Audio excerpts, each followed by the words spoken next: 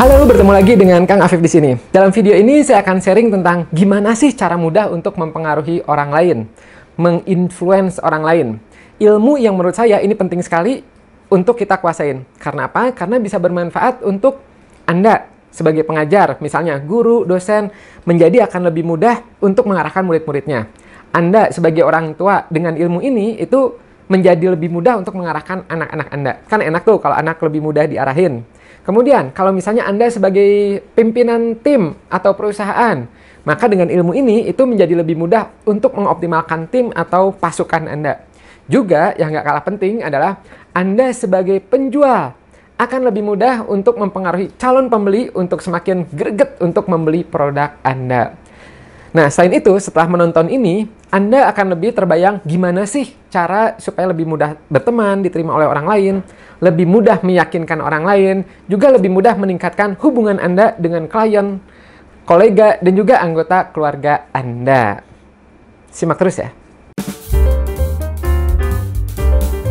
Kalau kita ngelihat di luar sana, salah satu ciri khas yang dimiliki oleh seorang pemimpin adalah pandai dalam mempengaruhi orang lain.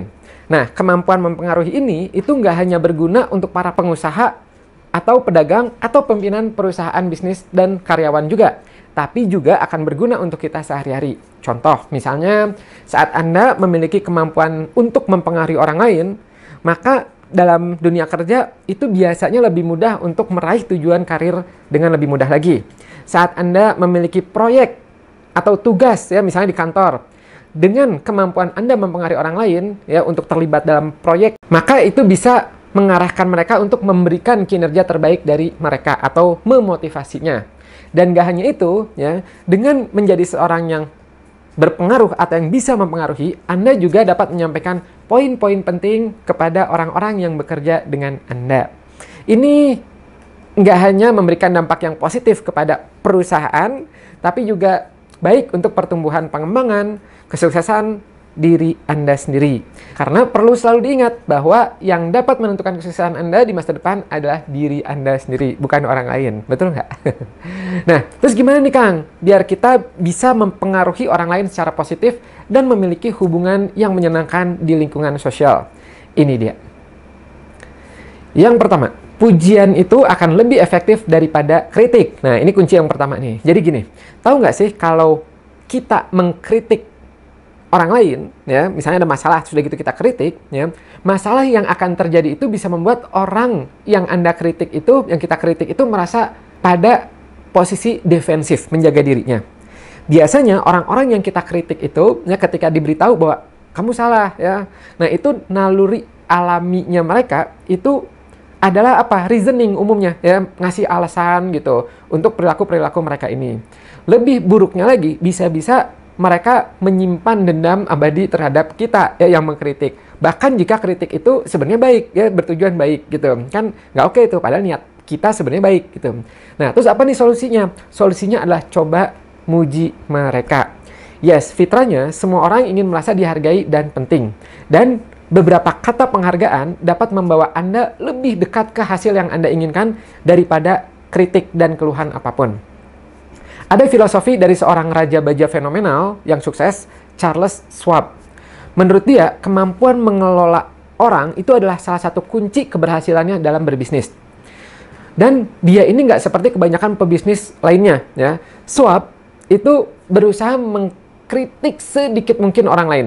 Ya. Sebaliknya, dia malah fokus untuk memuji karyawan-karyawannya, ya, memberi penghargaan-penghargaan, tapi secara proporsional ya, nggak berlebihan. Nah, dalam pengalaman bisnisnya dia selama beberapa dekade, Schwab itu menemukan bahwa ternyata dia dapat jauh mencapai lebih banyak, ya, pencapaiannya jauh lebih banyak dengan cara mendorong dan memuji timnya, orang-orangnya, daripada mengkritik timnya itu. Suatu pujian jadinya bisa menginspirasi Anda untuk bekerja lebih keras dan lebih baik, ya, dan membuat hubungan Anda dan tim Anda itu lebih hangat. Ya gitu. Jadi itu yang pertama. Anda dosen, coba puji siswa Anda ya, yang udah usaha, yang udah latihan, yang datangnya duluan, yang tidak telat. Ya bilang aja terima kasih ya kalian sudah on time, itu bagus. Makasih ya kalian memperhatikan. Terima kasih ya kalian hebat nih ya gitu, bisa menyimak dengan baik gitu. Gitu. Anda yang orang tua, ya, ucapkan terima kasih, puji ya. Oh, baik ya, makasih ya udah ngambilin gelas dan sebagainya, ya, minum dan sebagainya. Gitu, itu adalah yang pertama. Semakin orang itu merasa dihargai, ya, semakin nanti akan mudah untuk Anda arahkan. Yang kedua, buatlah semua orang yang Anda temui merasa menarik dan penting. Coba deh bayangin, kalau Anda, misalnya ya, Anda pulang dari kantor setelah melewati hari-hari yang panjang di tempat kerja, kemudian waktu saat Anda buka pintu, Anda ngelihat ada anak kucing lari ke Anda, ekornya goyang-goyang, terus dia lompat kegirangan ke Anda. Gimana rasanya tuh? Ya, biasanya kan seneng ya gitu, terutama untuk Anda yang suka kucing ya gitu. Ngebikin kita tuh bisa senyum-senyum sendiri. Nah, kalau Anda memiliki binatang piaraan, pasti Anda ngerti kenapa orang-orang itu senang untuk melihara binatang ya sebagai hewan peliharaan. Nah, bagaimana Anda menyayangi hewan tersebut ya, itu secara tidak langsung binatang peliharaan juga nggak bisa menyembunyikan kasih sayangnya pada Anda. Kebayang, itulah hewan peliharaan. Nah, begitu juga dengan manusia, dengan orang lain. Ketika kita itu bisa berusaha untuk mencoba menunjukkan bahwa kita itu tertarik padanya, ya, bukan berarti harus suka sama dia ya, tapi minimal mengambil sisi positif dari orang tersebut, menunjukkan bahwa dia itu bagus gitu. Nah, itu keren banget ya. Contoh, misalnya rekan kantor Anda ada yang tertarik dengan melukis, sementara kita bisa jadi biasa aja, nggak suka-suka banget sama melukis ya. Nah, di sini kita bisa menunjukkan bahwa dia itu bagus. Dengan kelebihannya dia, wah Anda berbakat ya di melukis. Meskipun saya nggak terlalu nguasain lukis, tapi menurut saya hobi Anda ini menarik dan bagus loh. Gitu. Ya, jadi tunjukkan bahwa kita mengapresiasi dia. Gitu. Ini adalah salah satu cara cepat untuk mendapatkan hati orang lain. Dan biasanya kalau sudah seperti itu, relatif mudah nanti ketika kita membutuhkan bantuan dia atau meminta tolong. Nah, bagaimana Anda bisa melakukan itu? Ya, caranya gini. Pertama adalah Anda bisa mulainya dengan menunjukkan kesenangan yang tulus ketika Anda bertemu dengan orang lain. Senyum pada orang itu, sapa dia dengan antusias. Kalau bisa usahain untuk mengingat namanya. Dan pastikan ketika ngobrol itu namanya dipanggil. Oh iya, Pak Jajang gitu, apa kabar? Terus kayak gitu. Ya, oh iya, Mbak Dewi sehat gitu. Nah, seperti itu. Usahakan panggil namanya. Intinya tunjukkan kepada orang-orang bahwa Anda senang terhadap orang tersebut. Dan nggak cuma itu, kalau Anda benar-benar ingin membuat kesan yang baik pada orang lain, itu nggak cukup hanya dengan bersikap hangat dan tertarik pada orang lain. Anda juga perlu membuat mereka itu merasa penting.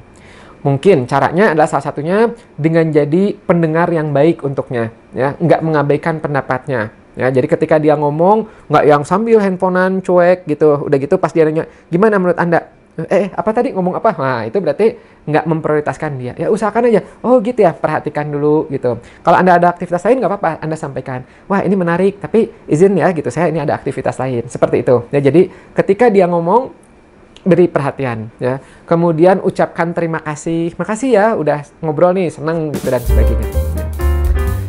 Kemudian yang ketiga, dorong orang lain untuk berbicara dan dengarkan baik-baik ketika mereka melakukannya. Ada sebuah cerita ya, waktu di Amerika dulu ya, waktu perang itu kan terjadi di zamannya Abraham Lincoln, ada perang saudara. Kemudian Presiden Abraham Lincoln ini dia manggil seorang tetangga lamanya ya untuk ke Gedung Putih, untuk niatnya sih untuk minta nasihat ya. Bro sini ya gitu. Saya butuh nasihat nih, ceritanya gitu. Nah, kemudian ketika temannya ini datang ya, Lincoln ini langsung cerita ya, menghabiskan berjam-jam gitu untuk menyampaikan pendapatnya dia ya tentang persamaan dan perbedaan hak-hak orang yang diperbudak di daerah Amerika Selatan. Ya, dia cerita, jadi pas ini datang tuh langsung cerita-cerita seperti itu. Nah, apa yang terjadi ya?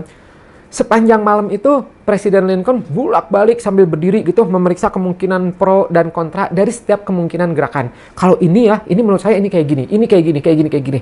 Nah, udah gitu tiba-tiba akhirnya dia bilang gini, oke, makasih ya ke temannya ini, tetangganya, dan udah gitu, oke, silakan Anda boleh pulang, makasih ya gitu. Nah, di sini ada satu keajaiban yang menarik. Temannya ini padahal dia nggak cerita apapun, nggak ngasih nasihat apapun, ya. Tapi Lincoln dia merasa puas, ya.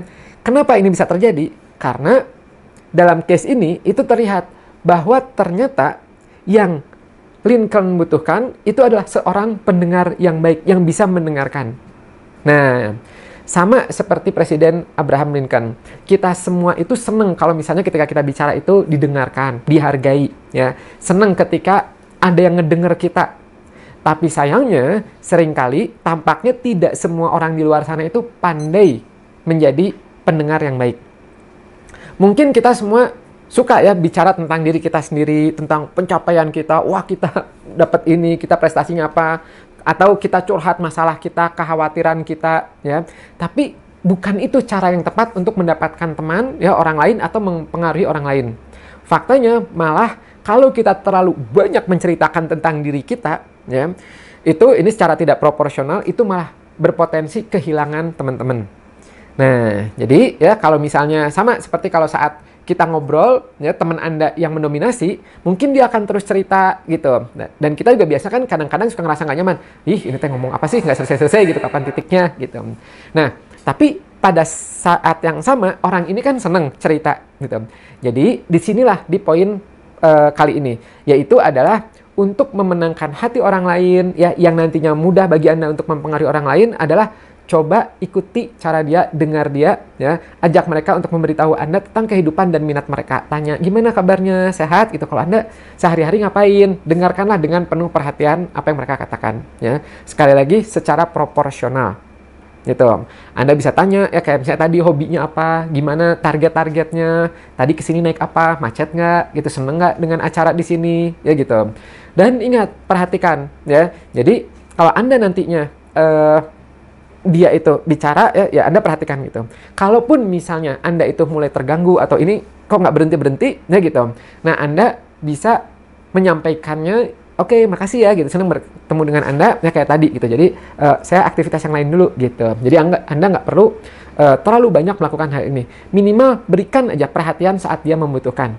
Ya, kasih dengan ajukan pertanyaan sederhana, ya, dan juga dengarkan dengan penuh perhatian. Nah, dengan Anda melakukan itu, ya, ke si A, nanti ke si B, ke si C, maka bisa jadi, ya, itu kemampuan Anda untuk mendengarkan itu akan meningkat dan menjadi habit atau kebiasaan Anda, ya, untuk mencari teman-teman baru, ya, dan orang tuh seneng biasanya, ya gitu. Sama kayak Anda tuh, ya, mungkin Anda seneng, kenapa Anda dekat sama sahabat Anda, sama teman Anda, biasanya ya karena mereka itu bisa mendengar, ya kan gitu. Nah itu, jadi itulah poin yang nomor ketiga. Yang keempat, yaitu adalah cobalah untuk memahami sudut pandang orang lain. Kebanyakan orang itu menghargai rasa simpati dan empati. Ketika adanya suatu ketegangan dalam obrolan yang meningkat, ya, dan emosi mulai berkorbar, ya, maka omongan-omongan yang berkaitan dengan rasa peduli seringkali diperlukan untuk memperbaiki keadaan supaya nggak semakin meledak. Ya. Terkadang, contoh misalnya ada pelanggan yang kecewa atau teman Anda ada yang kesal, ya, itu biasanya cukup mendengarkan kata-kata, baik, saya paham situasi Anda. Saya juga akan merasakan hal yang sama kalau dalam mengalami apa yang Anda rasakan. Nah, kata-kata itu aja tuh, itu bisa melunakkan hati mereka. Tapi ternyata realitanya, bersimpati dengan orang lain itu nggak mudah. Ya. Padahal dengan kita bersimpati, itu bukan hanya membuat lawan bicara itu merasa senang, tapi juga bisa membantu kita sendiri, ya, untuk mengatasi rasa frustasi, ketidaksabaran dalam diri kita. Dengan kita memahami faktor-faktor apa sih yang membuat orang itu seperti itu, ya, kok dia marah sih gitu. Dengan kita simpati, kita memahami, itu bisa membuat kita itu menjadi lebih toleran terhadap perilaku yang pernah membuat Anda itu terus-menerus kesal. Mungkin ketika ada perilaku seorang yang membuat Anda kesal, coba, ya gitu, Anda, ini cara untuk simpati ya, coba Anda berhenti sejenak, kemudian coba melihat dari sudut pandang orang lain. Meskipun ini nggak mudah, namun dengan Anda mencoba untuk bersimpati itu jauh lebih baik daripada Anda defensif atau langsung marah. Ya. Nah, itu adalah yang keempat, simpati. Dan sama dengan pengaruh dari simpati, itu biasanya lebih mudah bagi kita untuk mempengaruhi orang lain. Kayak tadi, misalnya ada pelanggan yang komplain, dengan kita menyampaikan itu, kita tunjukkan simpati, lebih mudah bagi kita untuk meminta dia. Contoh, misalnya, iya Pak, kami juga memahami itu, gitu. Mungkin ini tim kami lagi tetap berusaha, boleh Bapak tunggu dulu, nanti kita update lagi ketika ada perkembangan, gitu. Nah, itu akan lebih mudah untuk nurut sama kita dibandingkan kita tidak bersimpati. Ya, itu yang keempat. Sekarang kita masuk yang kelima. Gimana nih cara untuk mempengaruhi orang lain, menginfluence orang lain? yaitu adalah terapkan standar tinggi dan orang-orang itu biasanya nanti akan berusaha untuk memenuhinya. Contoh gini, ada sebuah cerita. Ada seorang guru kelas 4 SD, kita sebut aja namanya Pak A. Nah, ketika dia ngajar, dia dapat surprise di hari pertamanya, ya waktu masuk itu adalah guru ini dikasih kelas baru untuk tahun ajaran baru. Dan dia menyadari bahwa ada salah satu muridnya yang suka bikin onar. Kita sebut aja misalnya murid ini adalah si T misalnya, ya. Nah, si T ini sekarang masuk ke kelasnya si Bapak A ini, ya gitu. Nah, kemudian meskipun murid si T ini itu pintar, ya, tapi dia ini terkenal salah satu yang nggak nurut, ya, sama guru-gurunya itu di kelas-kelas sebelumnya tuh itu nggak nurut. Dan guru-guru yang lain itu sebelumnya selalu mengeluh tentang si T ini setiap harinya. Aduh, gitu ya si ini mah, gitu, ya. Nah, berbeda dengan guru lainnya, guru A ini akhirnya dia punya strategi seperti yang akan dijelaskan di nomor 5 ini, ya. Yaitu adalah dalam mengatasi murid si T ini, ya, itu di hari pertamanya guru A ini dia berkeliling kelas, ya, memuji setiap siswanya, tanyain dari mana, ya gitu, apa ini apa, terus perkenalan, ya, dan memuji siswanya. Sampai si guru ini datang ke kursinya si T ini. Guru ini menatap si T, dan setelah berkenalan, ya, memuji dan sebagainya, dia bilang bahwa kelas kita ini itu termasuk salah satu kelas terbaik. Dan kita bergantung pada Anda, ya, untuk menjadikan kelas ini menjadi super yang terbaik dari semua kelas 4 lainnya. Ya gitu. Nah, karena murid T ini diberi kepercayaan oleh guru A, ya, maka secara tidak langsung T yang tadinya nggak mau diatur dan bikin onar, itu jadinya malah lebih fokus pada gimana caranya untuk menjaga kelasnya menjadi kelas yang terbaik. Nah, ya, ini salah satu cara yang out of the box, ya. Mungkin tidak mudah untuk diaplikasikan, tapi ketika ini berhasil, ini keren banget. Merubah yang tadinya problem menjadi solution, ya. Apalagi karena manusia itu suka dipuji, suka akan pujian, dan memang fitrahnya itu nggak seneng untuk mengecewakan orang yang percaya padanya. Maka secara tidak langsung ketika Anda memuji, ya, reputasinya seseorang, ya, Anda akan mendapatkan dua manfaat ini. Kata-kata pujian Anda menghargai mereka, ya, atas apa yang telah mereka lakukan, ya, dan juga untuk menetapkan tolak ukur yang tinggi untuk kinerja mereka di masa depan, ya, harapan mereka di masa depan. Gitu. Nah, jadi ketika Anda ingin seseorang mengembangkan karakteristik tertentu, ya, bicara seolah-olah mereka itu sudah memilikinya. Atau kalau Anda ingin anak Anda ingin menjadi murah hati misalnya, ya, pujilah dia karena dia telah berbagi, ya, dengan orang lain, gitu. Bangunlah reputasi aspiratif untuknya sebagai anak yang murah hati. Ya, jadi ingat ya, dengan kita memberi pujian, satu adalah mengapresiasi dan kedua adalah tadi membentuk target-target bahwa oh iya saya tuh berbagi ya, saya mudah berbagi gitu ya, seperti itu. Nah, jadi untuk benar-benar berpengaruh, ya, menginfluence, ya, mudah mempengaruhi, Anda bisa coba memahami perspektif orang-orang di sekitar Anda. Semua orang itu suka didengarkan, dipahami, dan dibuat merasa penting. Kalau Anda dapat melakukan hal ini untuk orang lain, hubungan Anda dan orang lain pun semakin bermanfaat dan menyenangkan. Dan otomatis, ketika orang lain senang, ya, merasa senang dengan kita, maka akan relatif mudah juga, ya, untuk mengikuti apa yang kita harapkan dari mereka. Oke, ya. Sampai sini dulu video kita kali ini. Kalau video ini bermanfaat, bisa klik tombol like-nya. Juga Anda yang belum subscribe, klik tombol subscribe-nya dan pencet loncengnya agar Anda tidak ketinggalan video bermanfaat lainnya di channel Kang Afif ini yang bisa membuat Anda berkembang dan sehat secara psikologisnya. Oh ya, ini saya juga sudah menyiapkan beberapa video bermanfaat lainnya untuk Anda. Jangan lupa simak ya. Bye-bye.